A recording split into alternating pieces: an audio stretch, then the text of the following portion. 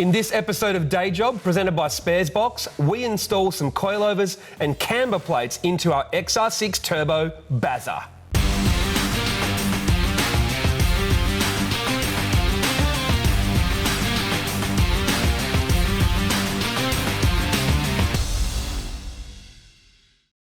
With lockdowns in Sydney right now, we can't go to the track, so we're going to do more mods to Bazza before we head out and test it properly. We've got a brake upgrade with DBA coming, we've got a hydraulic handbrake from GK Tech, we've got a custom roll cage from AGI, some more Zestino tyres to burn off, but in this episode, it's Shockworks coilovers and AU House camber plates going in. Now make sure you subscribe by clicking the button below so you don't miss any of those future episodes, and we have new Modi Video merch, the new t-shirts, check it out. They're pretty cool, you can get those right now. Now if you look back to when we started with Bazza and the first time I drove it, you'll remember that I was actually pretty impressed. The XR6 Turbo chassis itself is actually pretty good, and removing a whole bunch of weight out of the car really let the chassis shine through. Now, we could have just left it how it was because all of that reduced weight effectively stiffens the springs, it makes the shocks have less work to do, and it essentially makes the sway bars stiffer because they're all designed for a heavy car, but now it's obviously much lighter.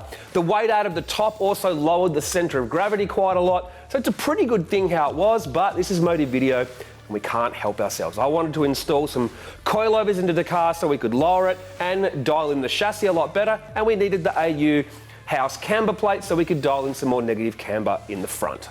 So I called our friends at Shockworks, who have also helped us with our GR Yaris and our Porsche 997 project cars with great results. Their coilovers is a high-flow, digressive monotube piston. They have 12 stages of adjustable damping, their base height and preload adjustable. The bases are TIG welded for extra strength. They use a lot of high quality parts from South Korea, but they are designed, developed and tested here in Australia.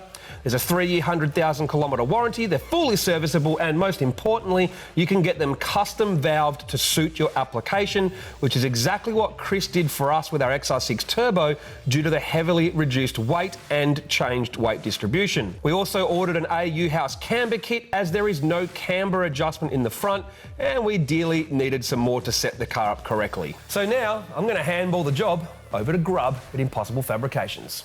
So, we've got the Falcon on the hoist. The first thing we're going to do is we're going to measure the ride height. Basically, because there's no body on this, hopefully this will be actually a really easy suspension swap because we don't have to work around any guards. So, let's start measuring. Okay, so normally we have a guard at the back, but at the front we don't have a guard to measure off.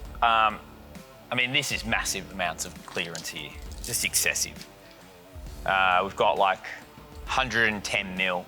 Because we've taken 400 kilos out of this car, the back of this car is so much higher than the front. Now, Shockworks have compensated, put softer springs in this kit for us. We don't really want this car to be scraping on the ground because of how outrageous, I guess, I drive.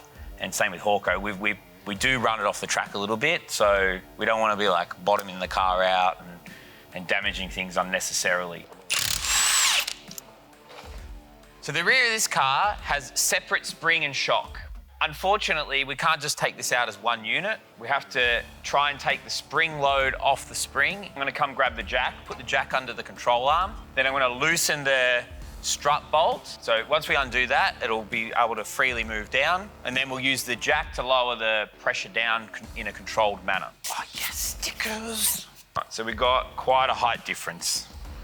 Oh yeah, look at that.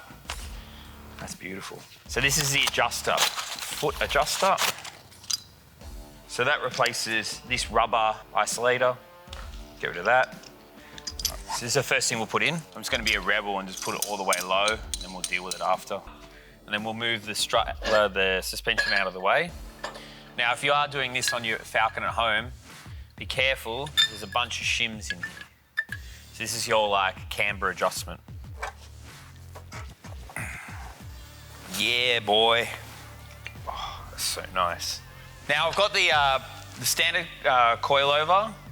It technically is a coilover. Standard shock and the Shockworks shock on the bench. Now I'm just going to do sort of set the heights.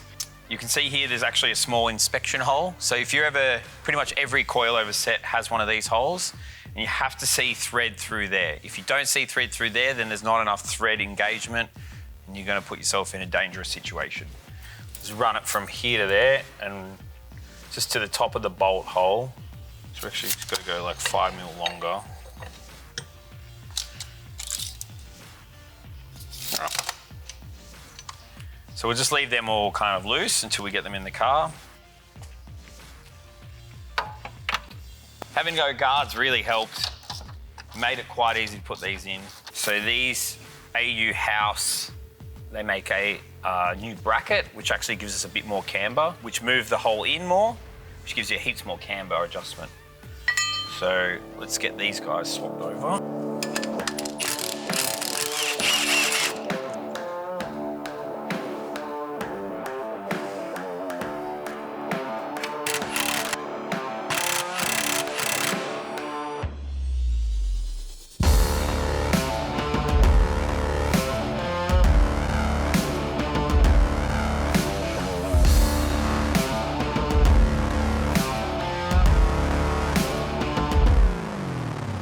Well, I think Bazza looks way better lowered on those Drift Tech wheels. Now, we still need to wheel align the car, and obviously we need to test it, but with lockdowns in Sydney, that is going to have to wait a little while longer. How long? Well, we don't know, we're not in charge. But in the meantime, there is more modifications coming for Bazza. So like I said, make sure you click the subscribe button so you don't miss out.